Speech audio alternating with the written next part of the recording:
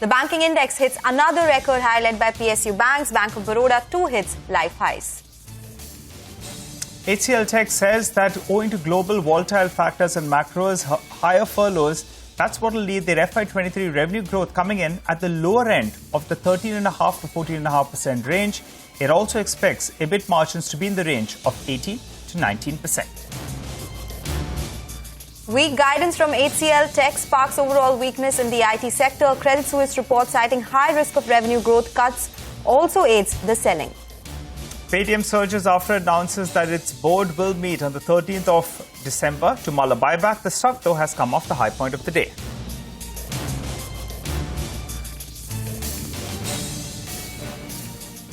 Good morning, you're watching Chartbusters here on CNBC-TV18. I'm Sonal Bhutra and with me is Nigel D'Souza. Nigel, good morning. Morning. Well, another good day for the bank nifty, but looks like some sort of profit taking that we are seeing on the nifty and sensex as well. So nifty as we speak is at the day's low, but banking names, and especially led by the PSU banking names, right? So that's the one which is really the flavor of the day today. We have HDFC Bank, which is at the day's high, and also some of these consumption names which are leading the rally, but still they are not helping the nifty right now. We'll have to see which way things go. Well, that's right, Sonal, but the call today was don't chase the opening. Yeah. And from the top, we've come off close to around 100 points odd. However, between this 18,500 to 18,550, that's a crucial support zone. And my guess is that we'll hold on to these levels. So yes, we're lower, but the Nifty Bank, that's the one that's been leading us higher. Let's see whether or not that can continue to move up. And the IT index, at some point of time, that needs to turn around. Remember, for this week itself, it's already down close to around 3.5% to 4% odd. Now it's down, in fact, 4.5% for the week. So let's see whether or not we see some bit of a pullback. And that'll be crucial, I think, if we need to turn around from here. But let's get in our expert. Ruchit Jain joins us. Hi, Ruchit. Good morning. Hope you're having a good Friday morning. Ruchit, Solon and me were wondering, the markets come off the day's high. Should the advice be to go ahead and buy the Nifty? If yes, at what level are you looking at? Yes, hi, very good morning, Nigel. Well, Nigel, in last few trading sessions, we have seen that from the 1st of December, the Nifty has especially corrected about 350 points. But if you look at the data, this correction primarily seems more because of long unwinding. FIs, which had about 76% long-short ratio on 1st of December, has now reduced to around 60%. So that may be because as we go towards the second half of the December, the activity would get reduced. But doesn't seem to be any kind of short formations has happened yet. Secondly, if we look at the US markets, they are holding above their supports. The dollar index is trading at lower levels, which is good for the emerging markets because our markets usually have an inverse correlation with the dollar index as well. So data is not suggesting any kind of negativity as of now. We were in the overbought zone when we had seen that 2,000 point run up from 16,800 to 18,800. So I think this is just a cool off period which we are looking after that overbought zone. So 20 EMS support is around that 18,450. And options data indicates put writing happening around that 18,500. So I believe that 18,500 to 18,450 is a very crucial support zone that should be held on, and we should then again see an up move towards 18,800. So ideally, this dip around 18,500 to 550 range should be bought into. So if one is looking to trade anything in the index, then 18,550 to 500 is a good range to take some contra trades and keep a stop loss below 18,450 and take some short-term view for a pullback move maybe next week. Okay, so dips at 18,500 to 550 should be bought. Richard, in a case like this where we are seeing a lot of pressure coming in from the IT space, where banking is fighting for the bulls, what would your individual technical picks be? Yeah, so certainly, where we are witnessing outperformance, I think even stock-specific moves, stock-specific picks should be from that space only. So banking being an outperformer, so my first pick is from the banking itself, which is Axis Bank. If you compare the private sector banks, then I think most of the strongest chart is of Axis Bank because the stock has given a breakout from a previous swing high yesterday. The breakout has also been accompanied with very good volume. So I think the Axis Bank is likely to continue its outperformance. Short-term traders can buy with stop below 908 for potential target around 985. And my second pick would be a breakout stock, which is Gujarat Gas. Primarily, recently a good consolidation has been seen in most of the gas names, IGL, MGL, as well as Gujarat Gas. But this was the stock which was trading within a symmetrical triangle pattern. So today we have seen a breakout from that symmetrical triangle pattern. So I think this breakout should lead to a good follow-up move as well, since we have already seen a good time-wise correction recently. So one can go long in Gujarat Gas with stock below 510 for potential target around 555. Okay, all right. Thanks a lot for that, Rachid. Wishing you a good session ahead and good weekend as well. Well, let's shift focus to our special segment where we get you a few ideas for profit from Money Control Pro. Anubhav Sahu of moneycontrol.com joins in to talk about a stock that he's tracking rather closely. Anubhav. Well, our preference in the diagnostic segment is Vijay Diagnostic Center. Company recently showcased sequential improvement in operational metrics as the non-COVID revenue scaled up. Now, on Q-on-Q basis, the number of diagnostic tests conducted improved by 18%, while revenue per test marginally moderated. It was due to change in product mix and seasonality. EBITDA margin also improved to 40%, supported by operating leverage, even though there was a higher cost on account of recently commissioned facilities. Now, overall, fiscal year 23 is turning out to be a transition year. Non-COVID revenue scaling back. Recent pandemic has brought in a change in mindset towards preventive healthcare, leading to sequential improvement in footfalls and tests per person. Now, pricing is also holding up. However, we believe increase in the share of wellness packages can weigh on the overall margins in near term. Going forward, reliability of diagnosis along with the range of test offerings would be a key differentiator. Vijay Diagnostic is well positioned in this regard with the range of pathology and radiology offerings and NABL accredited medical labs. In addition, structural factors in support are limited presence in diagnostic services in hinterland and a large unorganized market having about 50% share. Now, we see Vijay Diagnostic as a good proxy for regional healthcare services play. In our opinion, investors can accumulate it during market-wide weakness. Anubhav, thank you so much for joining us with that idea. That's the idea coming in from our colleagues from Money Control Pro. For now, we'll slip into a break. Up next, the management of Mishra Dhatu Nigam will be joining in to discuss the outlook for business going ahead. Stay tuned.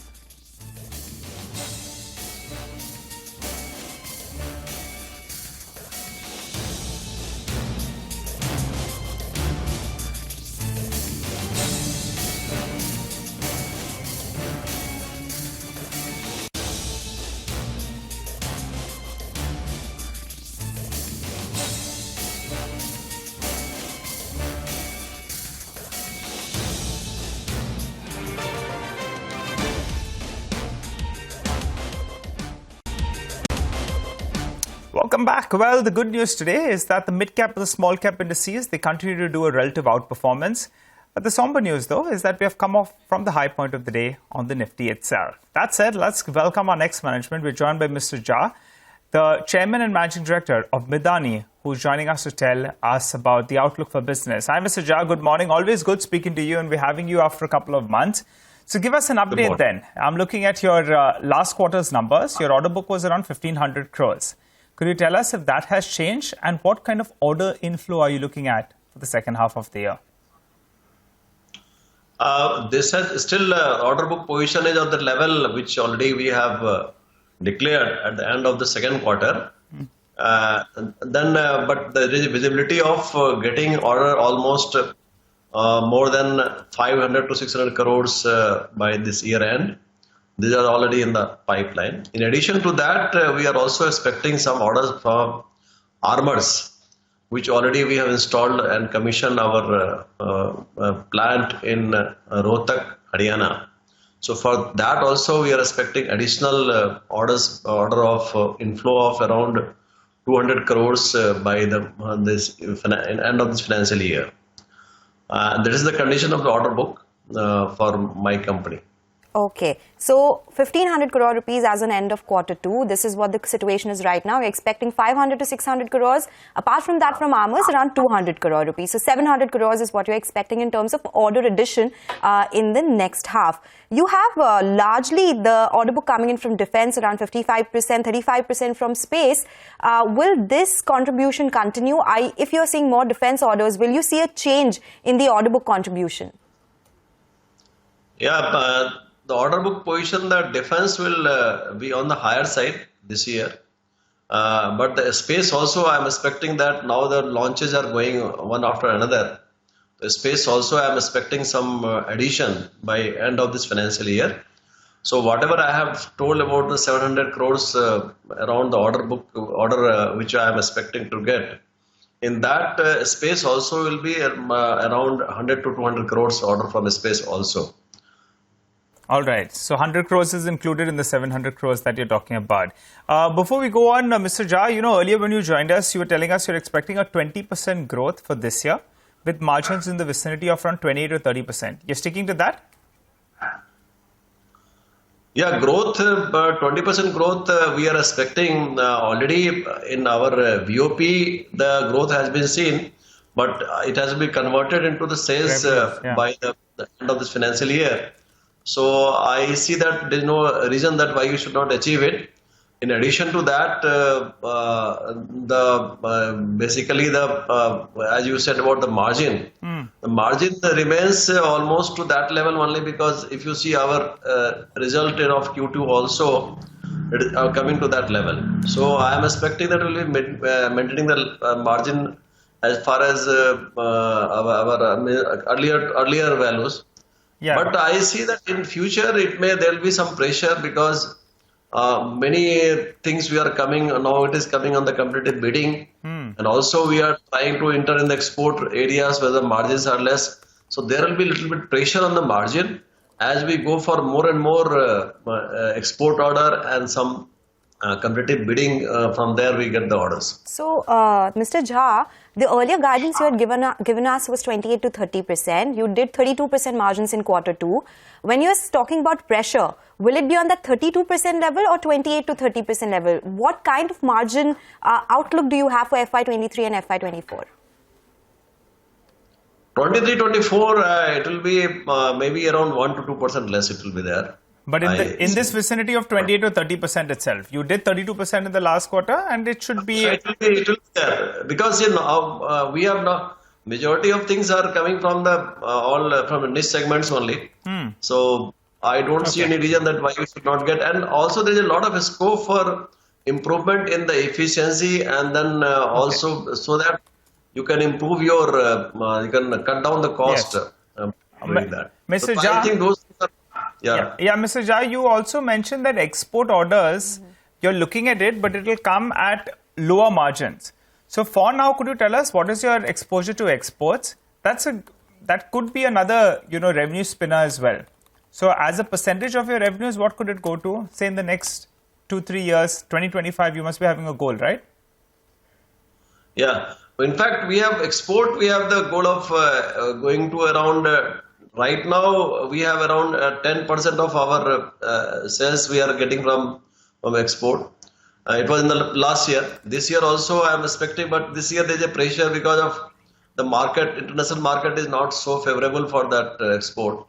Still, we are trying to reach around 10%, but then subsequently our target is to go to beyond, almost going beyond 15% of our total turnover. Okay, all right. Mr. Jha, I request you to hold on. We have, Mr. Sanjeev Bajaj, who's in conversation with the DIPAM secretary. So we'll hop across and we'll come back to you. So that would lead to some of these companies, some of the land being taken out and separately divested. So we are building up a model which is sustainable, which goes over the time, where not only the land which is taken out is also valued and separately and taken out. The others is operating companies are then divested as operating companies. So what I'm saying is in the M&A, it is a little time-intensive activity. We do have, of course, an ongoing transaction of IDBI Bank, and we do have other announcements. We have got HLL Life Care, which is an ongoing. We have a consulting company, which is an ongoing. We have got BEML, which is an ongoing, which is got SCI, which is ongoing. So these are the things that we need to go on and complete those transactions. Thank you. That is the word coming in from DIPAM secretary, but we are in conversation with Mishra Dhatu Nigam, and we have Mr. Jha who is with us. Thank you, Mr. Jha, for your patience. Well, we were talking about your export orders. You expect export revenues to go higher to 15% of total revenues. There's one more addition which you're doing to your capacity, and that is the plate mill capacity. Has it been commissioned? Has it started contributing to your revenues, or will it improve your margins? If you can explain that to us. And going forward, what kind of contribution will it make to your books?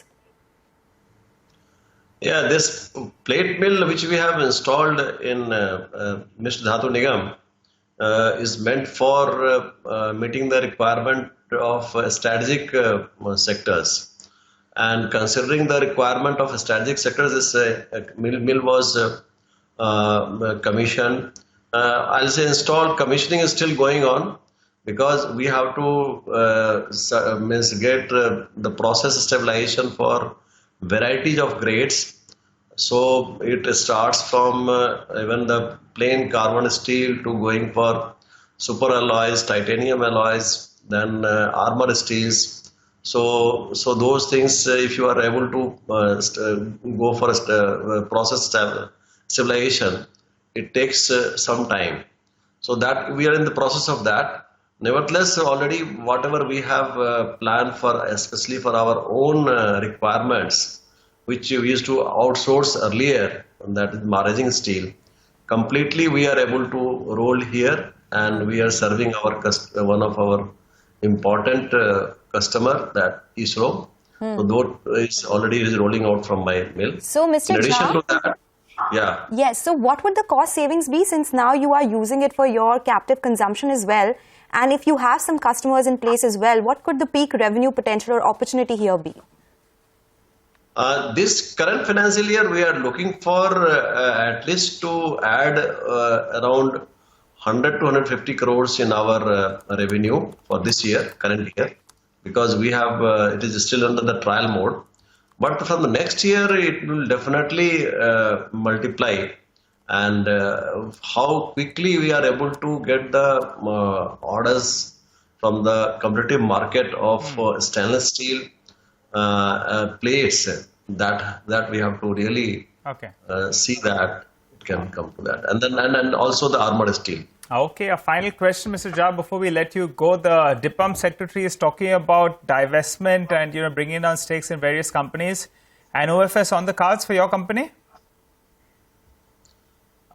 We have 10% of our stakes already. It has been planned to divest, but I think that process is still on by the DIPAM. I think it will be announced at any time.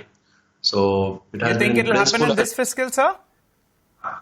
I do not have exactly that idea that when it is going to happen, but it is already in the action plan for the DIPAM. Okay, Mr. Jha, it was a pleasure speaking with you. Thank you so much for joining us and patiently answering all those questions. That's the word coming in from Mishra Dhatu Nigam, expecting a growth of 20%, margins between 28 to 30%. And with that, we'll slip into a short break now. As we do that, 5 days to go for mutual fund industry visionaries like Usha Thorat, Anand Barua, Nilesh Shah, and many more to take the center stage to discuss the 100 trillion rupees agenda. Join the conversation on Money Control Mutual Fund Summit in Mumbai on 14th December, 3:30 p.m. onwards. Register now at moneycontrolmfsummit.com.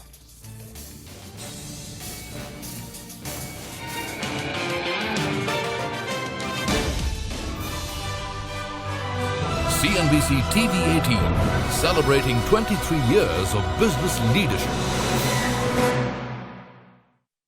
Of business leadership.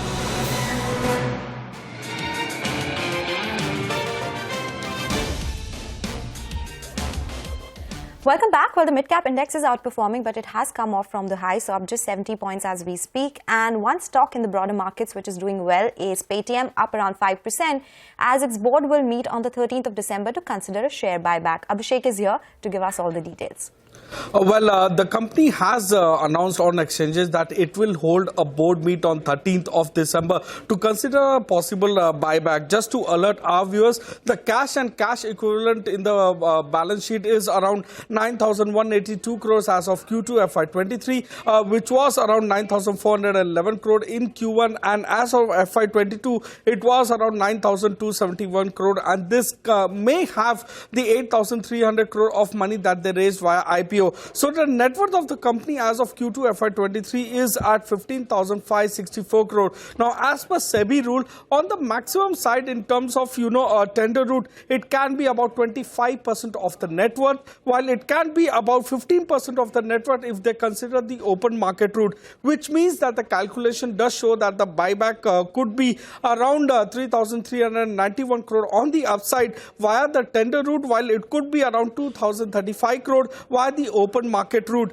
Just to alert our viewers, the IPO was priced around 2,150 per share, and as of yesterday's closing price, the loss in terms of market capital has been more than 76%. Back to you. Okay, all right, Abhishek, thanks a lot for that. Well, one big mover from the broader markets is Yes Bank, so keep an eye out on that stock. There was a large trade that took place, but we'll try to dig in more. The stock is now up close to 13%, and volumes are absolutely massive on that counter. Well, we'll wrap up on this edition of Chartbusters. From Sonal and myself, it's goodbye. Please stay with us. Trading Hour comes up next.